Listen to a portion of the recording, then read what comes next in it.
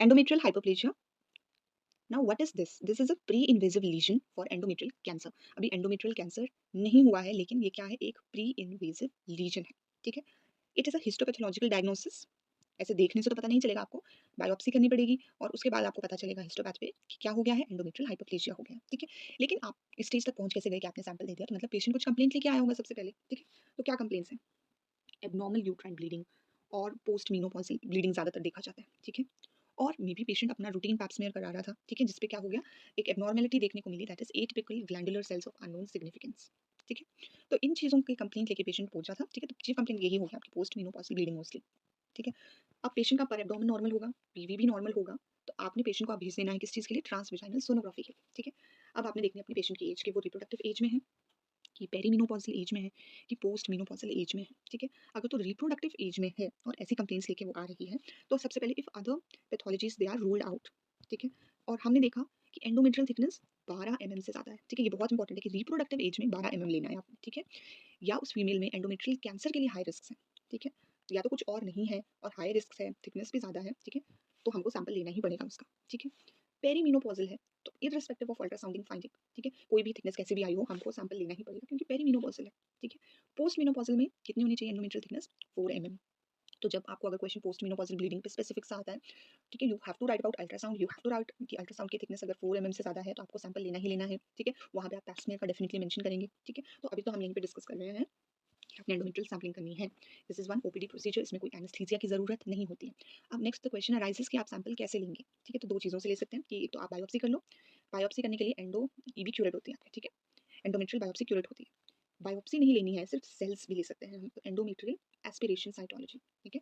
इस प्रेफर्ड, जो किसकी मदद से हम करते हैं? कार्बन कैनुलास। ठीक है। सो प्लास्टिक के कलर कोडेड होते हैं, कार्बन कैनुला। ठीक है। तो सक्शन करते हैं, इसमें हम एस्पिरेट करते हैं। सो एंडोमेट्रियल एस्पिरेशन साइटोलॉजी। ठीक है। तो कैसे ले सकते हैं हम सैंपल? दो चीज़ों से ले सकते हैं, या तो हम एंडोमेट्रियल बायोप्सी लें क्यूरेट की मदद से, या एंडोमेट्रियल एस्पिरेशन साइटोलॉजी हम कर सकते हैं with the help of carbon cannula. ठीक है। अब जब रिपोर्ट्स आएंगी तो दो तरीके की होंगी, या तो लिखा होगा endometrial hyperplasia without atypical features, या लिखा होगा endometrial hyperplasia with atypical features. ठीक है। तो अगर तो विद एटिपिकल फीचर्स आ गया है तो मतलब कुछ गड़बड़ है। ठीक है। तो उसको हम लिख देते हैं EIN, endometrial intra epithelial neoplasia. ठीक है। ई से क्या है? एंडोमेट्रियल। ये क्या है? Intra epithelial neoplasia. ठीक है। एक एक करके डिस्कस करेंगे। सबसे पहले विदाउट एटिपिकल फीचर्स, तो अभी फर्स्ट लाइन ड्रग्स हमारी रहेंगी प्रोजेस्टेरॉन ही। एंटी प्रोलिफरेटिव एक्शन है एंड एसिडोसेशन एक्शन ऑफ एंडोमेट्रियम, जिसकी वजह से एंडोमेट्रियम शेड हो जाएगी आपके, थिन एंडोमेट्रियम हो जाएगा। और सेकंड लाइन आपकी OCP रहेगी।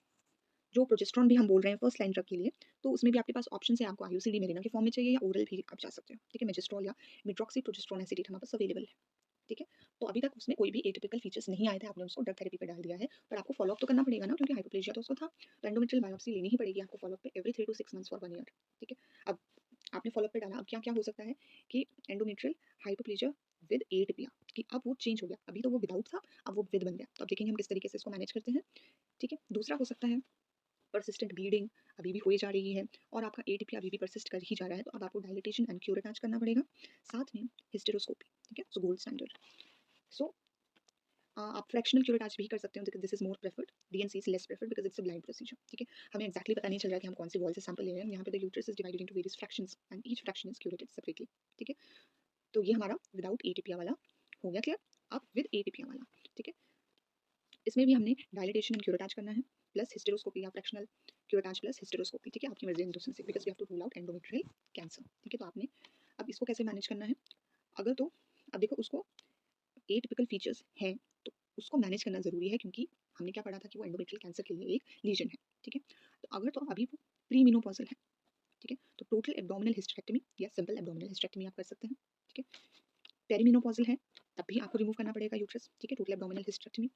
ठीक है। अभी तक कैंसर तो नहीं है, लेकिन लीजन तो है ना, तो आप उस कैंसर को प्रिवेंट करने के लिए आप कुछ ना कुछ तो लॉस करना पड़ेगा, तो hysterectomy has to be done then. और अगर तो पोस्ट मेनोपॉजल है तो हम साथ में बायलेटरल सल्पिंगोफ्रेक्टमी करेंगे along with total abdominal hysterectomy. ठीक है। नेक्स्ट इज कि एंडोमेट्रियल कैंसर अब हो गया है। ठीक है। अब कैंसर होने के चांसेस के रिस्क फैक्टर्स कैसे हैं? Family has old art, this is one mnemonic. ठीक है। So family history, age for hypertension, O से ओबेसिटी। ठीक है। डी से डायबिटिक पेशेंट है। Then we have late menopause और early menarche. Atypical endometrial hyperplasia जो हमने अभी डिस्कस किया, unopposed estrogen, ठीक है, PCOD etc. nulliparity, और the patient is on some therapies like tamoxifen and HRT। ठीक है। तो आपको पता होना चाहिए कि ये एक हाइपर एस्ट्रोजेनिक कंडीशन है। लेकिन कुछ प्रोटेक्टिव फैक्टर्स भी हैं जैसे physical exercise, smoking, multiparity, breast feeding, OCDs and pregnancy. अब ये जो एंडोमेट्रियल कैंसर है this is classified into these three types. एक तो टाइप 1 टाइप 2, ठीक है। टाइप 1 टाइप 2 क्या होते हैं, अभी पहले ये वाला डिस्कस कर लेते हैं। हिस्टोलॉजिकल क्लासिफिकेशन है adenocarcinoma, clear cell variety, serous variety, और ग्रेड में भी हमने इसको डिवाइड कर दिया grade 1 2 3। 1 is well differentiated, 2 is moderately differentiated, 3 is poorly differentiated, ठीक है। अब 1 में क्या आता है आपका एडिनोकार्सिनोमा आ जाएगा, और यहाँ से ग्रेड 1 और ग्रेड 2 आ जाएगा, ठीक है। यहाँ पे आप 3 ही बच गए, और यहाँ पे ये 2 बच गए, ये हमारे बन गए clear cell variety, serous variety, और ग्रेड 3 टाइप 2 बन गया, ठीक है। अब अगर किसी को कैंसर हो गया है तो अगेन यहाँ पे भी क्लिनिकल सिम्टम्स जो रहेंगे वो इरेगुलर ब्लीडिंग या post menopausal bleeding, mostly age जिनकी 60 से ऊपर होती है वही पेशेंट्स आते हैं, ठीक है। तो अब यहाँ पे भी आपको इन्वेस्टिगेट करना पड़ेगा, जैसे हमने पीछे कहा था ट्रांसवेजाइनल सोनोग्राफी, ठीक है। बायोप्सी लेनी पड़ेगी या एंडोमेट्रियल एस्पिरेशन साइटोलॉजी लेना पड़ेगा, ठीक है। गोल्ड स्टैंडर्ड आपका फ्रैक्शनल क्यूरेटाज विद हिस्टेरोस्कोपी रहता है, और बाकी इन्वेस्टिगेशंस भी आपने करवानी है, जैसे कि पैप स्मीयर करवाना है, एमआरआई करवाना है। एमआरआई क्यों करवाना है, because we have to see the involvement of myometrium, कि कहीं मायोमीट्रियम तो इन्वॉल्व नहीं हो गया है, क्योंकि अभी तक तो हम क्या पढ़ रहे हैं एंडोमेट्रियल कैंसर, तो एंडोमेट्रियम से आगे मायोमीट्रियम आ गया है, तो वहाँ का इन्वॉल्वमेंट तो नहीं हो गया है। लोअर यूट्राइन सेगमेंट या सर्विक्स तक तो नहीं पहुंच गया है, सीटी भी करना पड़ेगा to see the involvement of pelvic lymph node, या कोई मेटास्टेसिस तो नहीं हो गया है, ठीक है। मेटास्टेसिस कैसे होगा, डायरेक्ट भी हो सकता है और हेमाटोजेनस भी हो सकता है, लेकिन जो हमने अभी हिस्टोलॉजिकल क्लासिफिकेशन में सीरियस वैरायटी पढ़ी थी ना, तो वहाँ पे ट्रांसपेरिटोनियल स्प्रेड भी हो सकता है, ठीक है। तो जब हम स्टेजिंग कर रहे होंगे उस टाइम ओमेंटेक्टमी भी हमें करनी पड़ेगी, ठीक है। और CA-125 लेवल्स आर रेज्ड, तो आप इन्वेस्टिगेशंस में ये भी लिख सकते हैं कि if serious variety for serious variety CA-125 can be done, क्योंकि इसके लेवल्स रेज्ड होंगे। तो इसका मैनेजमेंट कैसे करते हैं, बिफोर डूइंग द मैनेजमेंट हमें हिस्टेरेक्टमी की टाइप्स पता होनी चाहिए, ठीक है। टाइप 1 टाइप 2 और टाइप 3 होती है। जो टाइप 1 है उसका नाम होता है सिंपल, उसी को ही हम कहते हैं टोटल एब्डोमिनल हिस्टेरेक्टमी, ठीक है। दोनों एक ही नाम है, इसमें हम यूट्रस भी रिमूव कर देते हैं और सर्विक्स भी रिमूव कर देते हैं, ठीक है। दो चीज़ें रिमूव करेंगे, यूट्रस और सर्विक्स। अब जो हमारा टाइप 2 है, ठीक है, दैट इज वर्थिम्स हिस्टेरेक्टमी, और जो टाइप 3 है वो है रेडिकल हिस्टेरेक्टमी। अब इन दोनों का नाम इधर इधर क्रिस क्रॉस करके मॉडिफाइड वर्ड लगा देना, so modified radical hysterectomy, modified Wertheim's hysterectomy, ठीक है। दोनों साथ साथ चलेंगे, यूट्रस यहाँ भी रिमूव कर दिया, यूट्रस यहाँ भी रिमूव कर दिया, सर्विक्स यहाँ भी रिमूव कर दिया, सर्विक्स यहाँ भी रिमूव कर दिया, बोथ ओवरीज यहाँ भी रिमूव कर दी, बोथ ओवरीज यहाँ भी रिमूव कर दी, दोनों ट्यूब्स यहाँ भी रिमूव कर दी, दोनों ट्यूब्स यहाँ भी रिमूव कर दी, ठीक है। अब डिफरेंसेस आने स्टार्ट हो जाएंगे, 1 सेंटीमीटर ऑफ वेजाइना, यहाँ पे 2 centimetre of vagina, medial half of cardinal ligament, entire cardinal ligament is removed, half of uterosacral ligament, the entire uterosacral ligament is removed, then half of uterine artery, पूरी की पूरी uterine artery is removed, ठीक है। अब हम stages के बारे में थोड़ा रफ सा, स्टेजिंग इसकी बहुत बड़ी है, थोड़ा रफ से स्टेजिंग हम करेंगे कि स्टेज 1 में it is confined to the uterine corpus and ovary, stage 2 में there is invasion of cervical stroma without extra uterine extension, ठीक है। अभी तक वो यूट्रस और ओवरी में था, अब वो नीचे सर्विक्स तक पहुंच गया। स्टेज 3 में लोकल और रीजनल स्प्रेड हो गया है, स्टेज 4 में स्प्रेड टू ब्लैडर म्यूकोसा या इंटेस्टाइन या डिस्टेंट मेटास्टेसिस हो गया, ठीक है। तो अब इसके मैनेजमेंट में स्टेज 1A, स्टेज 1A में total abdominal hysterectomy with bilateral salpingoophorectomy, ठीक है। अगला है lymph node involvement, less than 2 centimetre तो कुछ भी नहीं करेंगे, मोर देन 2 सेंटीमीटर है तो पेल्विक लिम्फ नोड का इन्वॉल्वमेंट हो सकता है, ठीक है। पोस्ट ऑपरेटिव थेरेपी देने की ज़रूरत नहीं है, ठीक है।